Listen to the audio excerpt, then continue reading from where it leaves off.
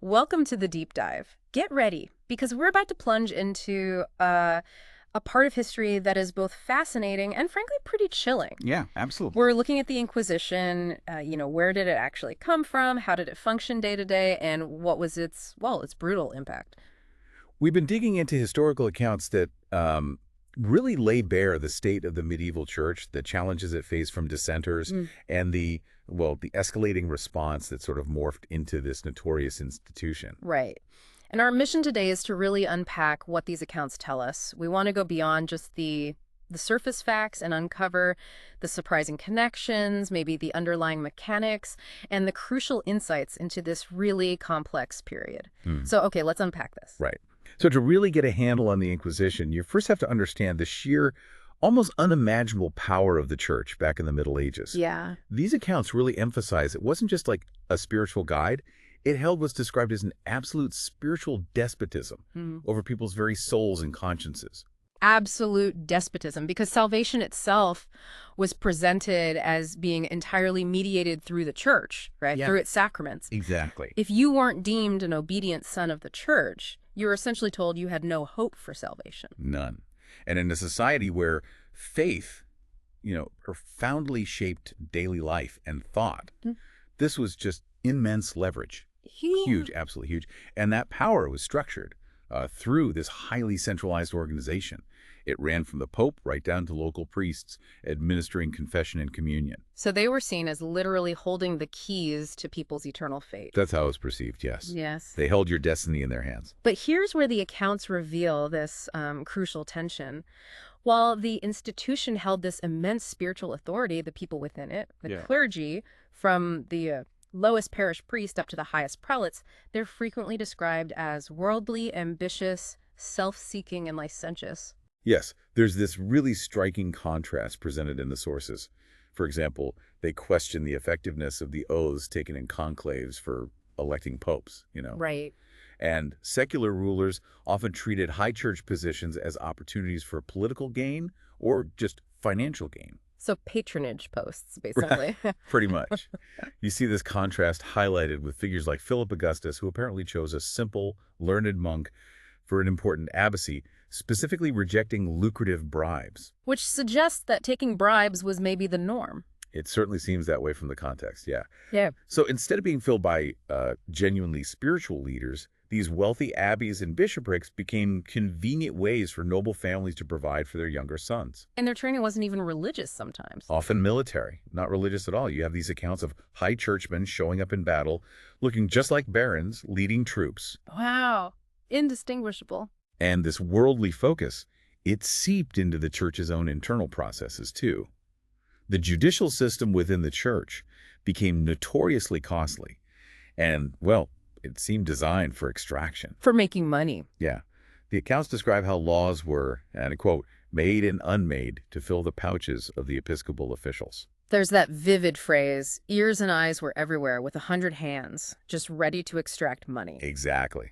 And simony, the buying and selling of church offices, was just rampant, even at really high levels. Like archbishops. Yeah, one account mentions Archbishop Luke of Gran, who actually refused release from prison because the official letters securing it were obtained through simony. He refused his own release. Yeah, it highlights how deeply ingrained this practice was that even he felt tainted by it. Yeah. And excommunication, the most serious spiritual penalty. Yeah. It was frequently weaponized, not just for theological reasons, but as a tool for financial coercion. How so? Refuse to pay an unjust fine, boom, excommunication. Want reconciliation, well, you got to pay up. So it encouraged lawsuits just for profit. Exactly. Widespread litigation within the church courts purely for profit, leading to, well, immense suffering, according to these sources. So the big insight here is that this immense spiritual power wasn't always wielded by people acting, well, spiritually. Not at all. It was often driven by very earthly desires, wealth, status, power. And that money had to come from somewhere. Precisely. These accounts really emphasize that the extravagant churches and palaces being built, they were funded by heavy exactions on the poor, described as unhallowed gains of usury and out of the lies and deceits of the pardoners. Pardoners selling forgiveness. Right. And Peter Cantor, a critic at the time mentioned in the sources, he lamented that this money earned through such means wasn't being used to, say, redeem captives or help the truly helpless. It was going into buildings instead. Grand buildings, yeah. And central to this whole financial machine was the sale of indulgences. Ah, indulgences. Explain that a bit. Well, this practice evolved. It started maybe as commuting spiritual penance to corporal punishment, but crucially, it became commutation to pecuniary punishment, money. Paying for forgiveness, basically. It became, as one account puts it, a sheer traffic of salvation, fueled by covetousness. And figures like Abelard and Alexander III actually denounced it. From back then? Oh, yeah. There's a fascinating troubadour verse quoted that really captures the popular perception. What does it say? It describes how even important things, like war efforts, were being neglected, while the Pope was demanding money from cities like Bologna, sending out indulgences for the altars instead. So people saw it, they knew what was happening. It shows how this practice was widely recognized and, resented. And underpinning all of this, the accounts explain, was this idea of sacerdotalism. Right. That's a key concept. What does it mean exactly? It's the core belief that salvation was primarily mediated through the priests and the sacraments they administered. Not so much through direct personal belief or devotion to saints, but through the actions of the priest. So the clergy were essential intermediaries. Absolutely essential. It imbued them with this immense perceived power, almost magical sometimes. Magical? Like how? Well, accounts mention beliefs, like a consecrated host miraculously dissolving a heretic spell, or a holy pyx making Satan himself fall down. Stuff like that. Wow. So it really solidified the priest's indispensable role. Totally. Okay, so imagine you're relying entirely on this system, this priesthood, for your eternal salvation. Yeah. And you're witnessing firsthand the corruption, the greed, the worldly behavior we just talked about.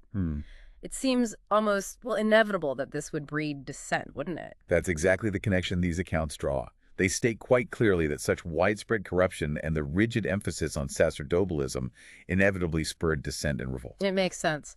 They also point to enforced clerical celibacy. Yes. Which, while intended for purity, often wasn't universally observed, and combined with privileges that protected clergy from secular law. Innocent III, for instance, ruled that a layman couldn't arrest a clerk, even if caught red-handed, without a prelate's order. Seriously? Yeah.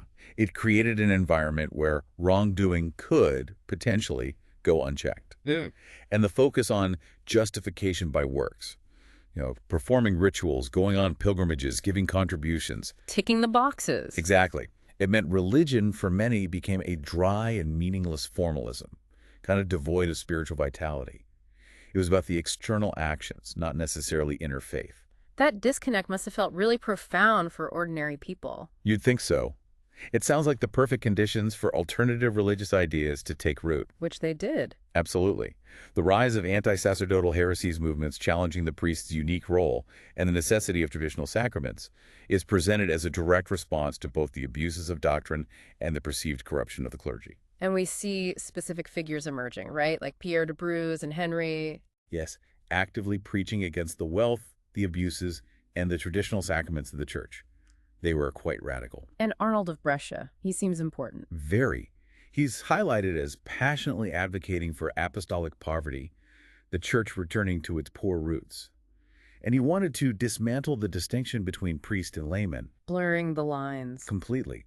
His message resonated, especially in Rome, contributing to turbulence there.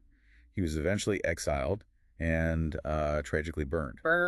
And his followers, the poor men, or Arnoldistas, they formed secret groups, holding this really radical belief that sacraments were only valid if performed by virtuous men. Which directly undermines the whole system. Totally. If the priest wasn't good, the sacrament didn't work, in their view. Then you have the Waldenses. They seem quite prominent in the accounts. They are.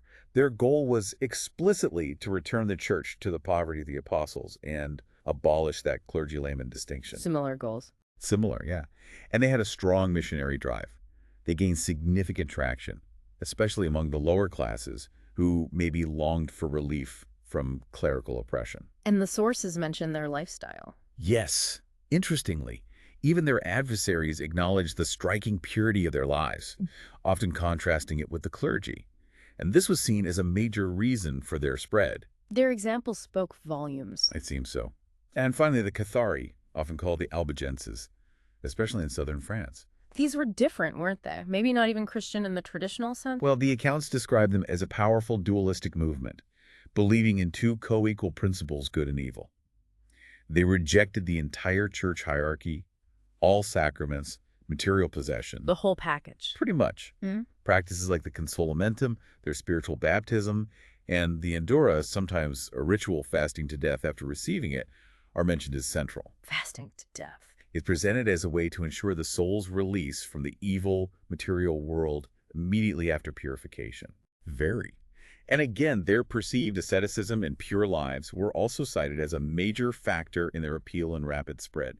They posed a really significant and distinct challenge to the established church. Okay, so the church is now facing this widespread dissent, all these different groups, fueled in part by its own internal problems.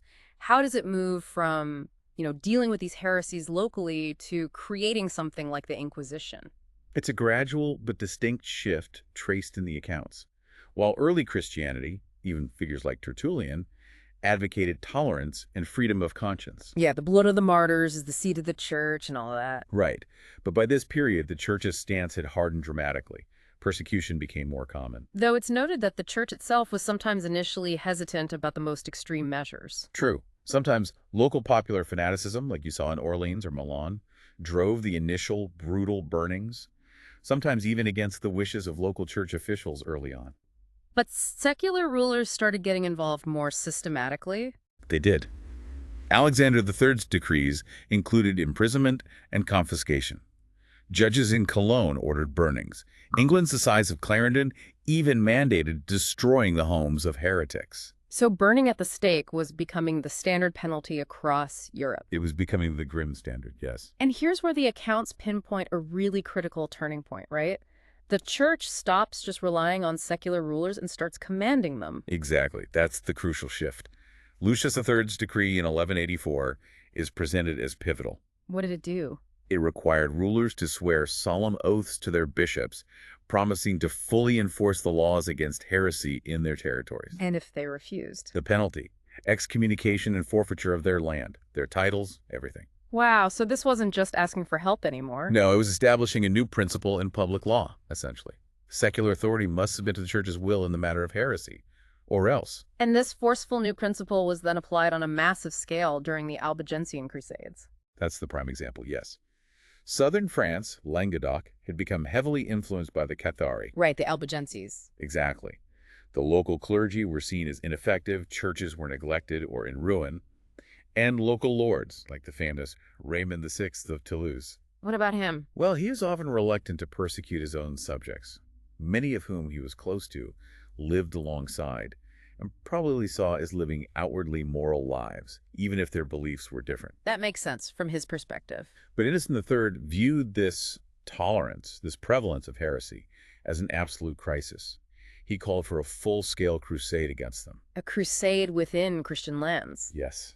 And to motivate participants, he offered plenary indulgence, a complete remission of all temporal punishment for sins to anyone who joined. A powerful incentive. Hugely powerful. It was a tool to ignite popular religious fury and greed, frankly. And the result, as the accounts detail, was horrific. Utterly horrific brutality.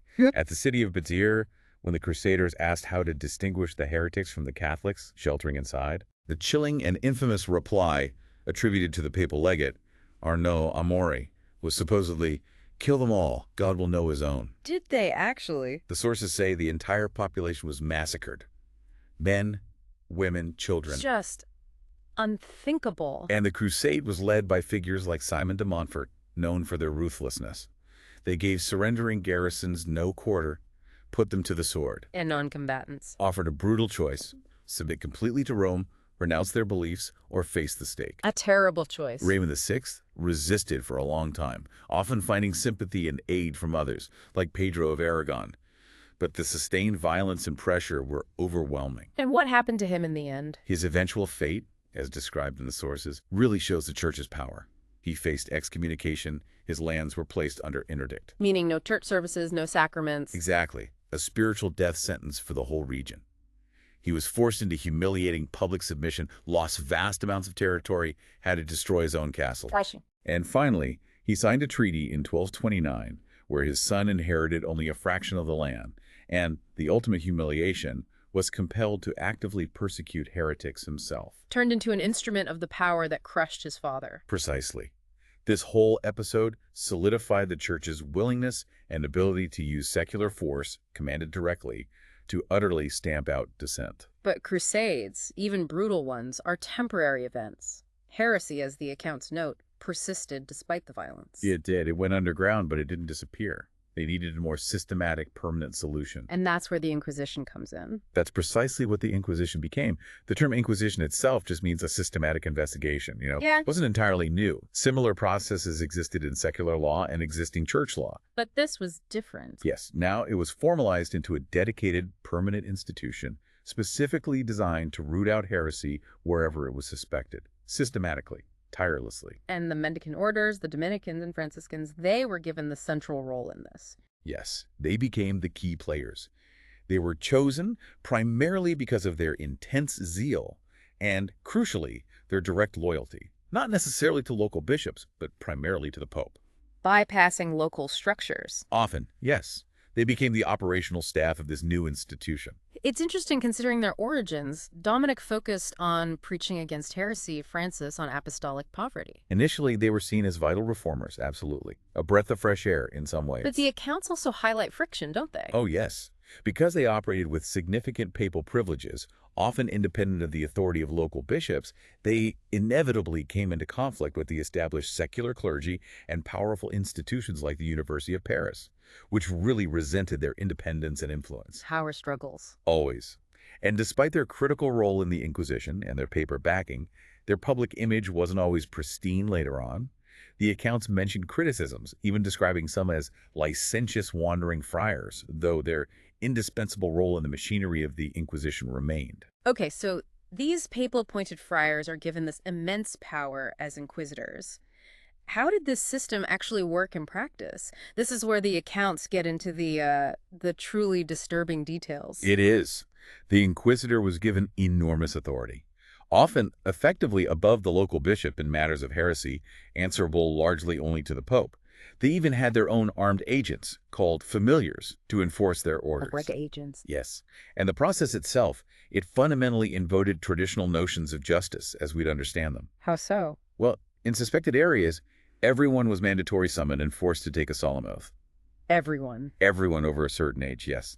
They had to swear to abjure all heresy, to tell the absolute truth about themselves, and critically, to denounce anyone they knew or even suspected of being a heretic. Denounce your neighbors, your family. Yes, and refusing to take this oath. That was immediately taken as proof you were a defiant heretic, which led to dire consequences. Just refusing the oath was enough. It was seen as contumacy, defiance against the Church's authority. And their explicit goal, as the accounts state, wasn't just to punish overt acts of heresy. No. No, it was to uncover secret thoughts and opinions. External actions were merely seen as indicators of inner belief, which was the real target, what you thought. How could they even ascertain that? Well, that's where the procedures come in. Yeah. And they stripped away virtually all legal safeguards we'd expect. Like what? Okay, so there was no public prosecutor acting for the state. The inquisitor was the prosecutor, the judge, and effectively the jury. All rolled into one. Yes. The names of witnesses against the accused were strictly withheld. You didn't know who accused you? Nope.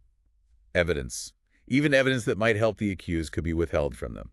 Proceedings were held in secret, and the accounts note chillingly that every doubtful point worked against the accused. The assumption was often guilt. Wow. So the deck was completely stacked. Completely.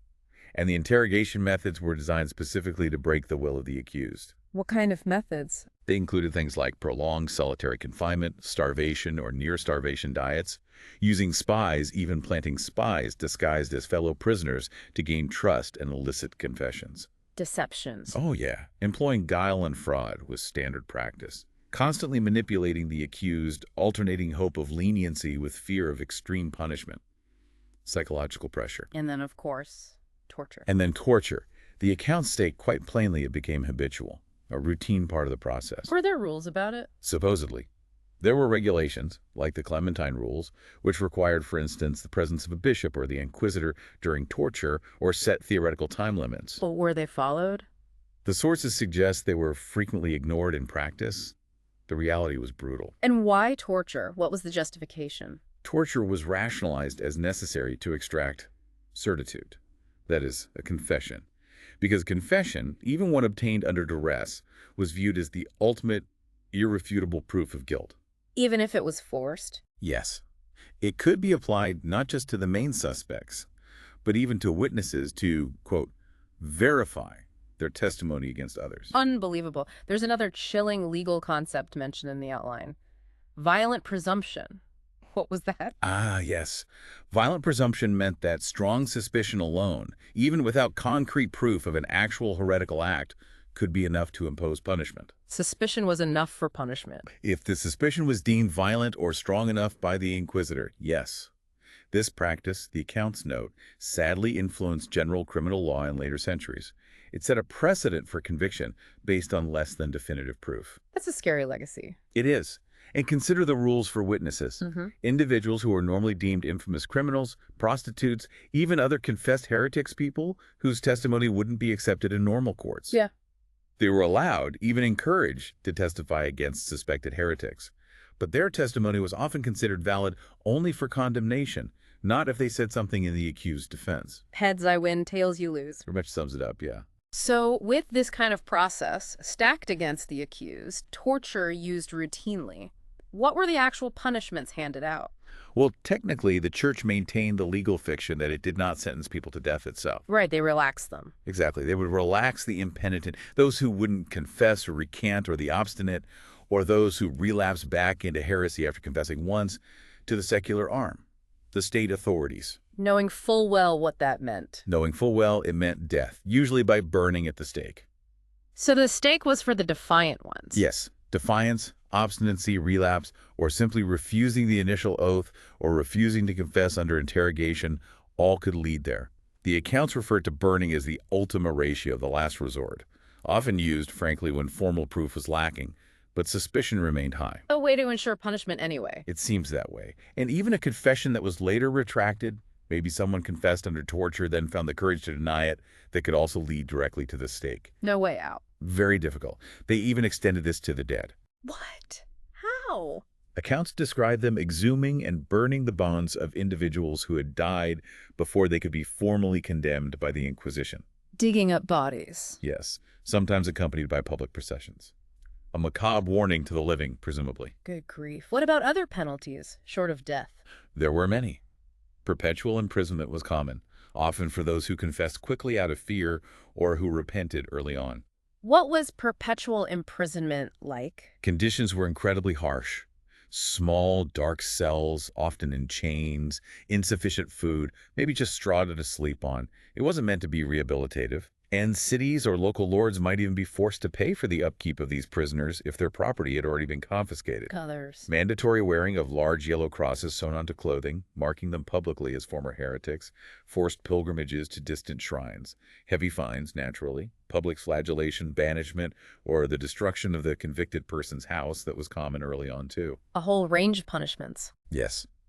And all of this, the entire system, was significantly fueled by one very powerful engine. Let me guess. Money. Confiscation, absolutely. So, the property of anyone convicted of heresy was forfeited. Forfeited, typically split between the church authorities, the Inquisition itself, the local bishopric, and the secular ruler. The accounts are very blunt about this, calling confiscation the fuel to keep up the fires of zeal. It paid for the whole operation and then some. Exactly. The economic incentive was profound. You see records of officials from both the church and the state sometimes arguing fiercely over the division of spoils from condemned heretics. Fighting over the loot. Essentially, yes. And confiscation didn't just punish the individual heretic, it utterly ruined entire families for generations. How so? Incredibly, any prior sales of property, any debts owed to the heretic, or any existing liens on their property could be retroactively voided, sometimes dating back years before the person was even formally accused or convicted. Wait, so if you bought land from someone who was later declared a heretic, you could lose that land, even if the sale was years ago and totally legitimate at the time. If you were owed money by them, that debt could be canceled. Innocent third parties could lose everything. That's staggering. It affects the whole economy. It could. In areas where persecution was intense, there are even examples given of collective punishment. Like the whole town. Yeah, the town of Cordes, for instance, was apparently forced to build a chapel specifically dedicated to Saints Peter and Paul, patrons often associated with the persecution of heresy, as a communal penance. It shows how the institution could impose itself on entire communities. Okay, so we've seen the system.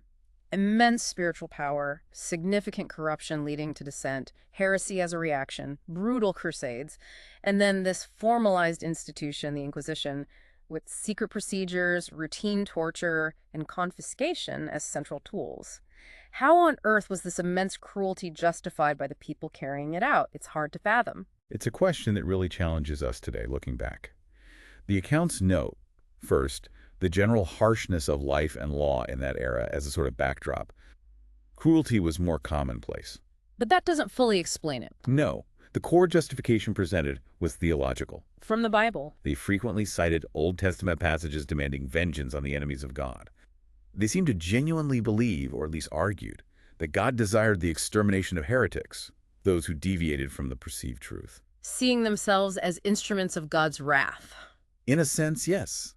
And disturbingly, the sources attribute sentiments to very influential figures like Augustine, Pope Gregory the Great, St. Bonaventura, that suggest they found a kind of satisfaction in the idea of the wicked's eternal damnation or temporal suffering, seeing it as a necessary display of God's perfect justice. Satisfaction in suffering. That's hard to hear. It is. And building on this, the schoolmen, the academic theologians of the time, provided a specific, quite chilling intellectual justification. They argued that persecution, even encompassing torture and execution, was actually a work of charity. Charity? How could forcing someone onto the rack or burning them possibly be framed as charity? The argument, twisted as it sounds to us, was this: forcing the heretic, through whatever means necessary, to recant their errors and confess their sins. Even if that confession was insincere, forced by pain. Yeah. It still offered them a chance, however slim, of returning to the church's fold, receiving absolution, and thus saving their immortal soul from eternal damnation in hell. So the physical pain was seen as negligible compared to eternal spiritual benefit. Exactly. It was framed as brutal, yes, but ultimately necessary for their own spiritual good. A kind of extreme, violent intervention to save the soul. So while it's likely some individuals involved were driven by, well, a terrifyingly misguided and absolute zeal rooted in these beliefs. Some undoubtedly were true believers in the necessity of these actions. The accounts also make it crystal clear that self-interest and greed, particularly fueled by the engine of confiscation, played a massive, undeniable role. Absolutely. The accounts support this complexity. Not every inquisitor was necessarily a pure, incorruptible fanatic. Many were likely motivated by personal ambition, the desire for wealth that came with confiscated property, or simply operating within and benefiting from a system where cruelty was normalized, rationalized, and materially rewarded. A mixture of motives, but with devastating results. Devastating, yes. Okay, looking back at this entire historical journey we've traced from the Church's vast spiritual authority and its internal weaknesses, through the rise of challenging heresies, the violent reaction of the Albigensian Crusades, and then the creation of this systematized brutality of the Inquisition. Yeah. What do you see as the lasting impact of this period? What's the legacy? Well, the legacy is profound and in many ways deeply troubling, especially for the development of legal systems in Europe. The methods pioneered or certainly solidified by the Inquisition, things like secret procedures, the routine acceptance of torture to extract confessions, the withholding of witnesses' names, the lack of any real right to defense for the accused, conviction based on suspicion or violent presumption alone. Yeah, all the things we discussed. Right. These didn't just disappear when the Inquisition faded in various places. They distorted criminal justice procedures for centuries afterwards. They embedded principles that made it far easier for authorities, secular and religious, to secure convictions, often at the expense of actual truth or basic fairness. So it cast a long shadow over justice itself. A very long shadow. And thinking about this history in our context today, I mean, experiencing these details, even just hearing about them, what does an institution like the Inquisition highlight as being fundamentally important for us now? I think it underscores, in the most dramatic and often horrifying way possible, the absolute necessity of concepts we might sometimes take for granted today, like due process, transparency in legal proceedings, the right to confront your accusers, the protection against being forced to incriminate yourself, clearly defined rights for anyone accused of wrongdoing. The pillars of modern justice system. Exactly. The Inquisition shows us vividly what happens when those fundamental principles are systematically dismantled or simply ignored, especially when it's done in the name of some absolute belief, whether that's religious or ideological, or just in the service of unchecked institutional power. That's a really powerful takeaway, how easily the foundations of justice can be eroded when faced with that kind of absolute conviction or power. It is. And maybe a final thought on this. What's really fascinating and deeply disturbing here is how a system that was ostensibly designed to save souls could become so reliant on, well, such immense cruelty. It starkly reveals the dangerous power of justifying almost any action through absolute belief. Yeah. And this raises, I think, an important question for us, maybe even today. How do we ensure that deeply held convictions, whether they're historical or modern ones, don't become pretexts for eroding fundamental human rights and justice? How do we guard against that slippery slope? That is definitely a question that resonates far beyond history. Thank you for guiding us through this complex and, frankly, challenging deep dive. It's been illuminating. Thank you. It's crucial history to understand. And thank you for joining us. We hope this exploration has offered some valuable, if difficult, insights into a powerful and often misunderstood institution.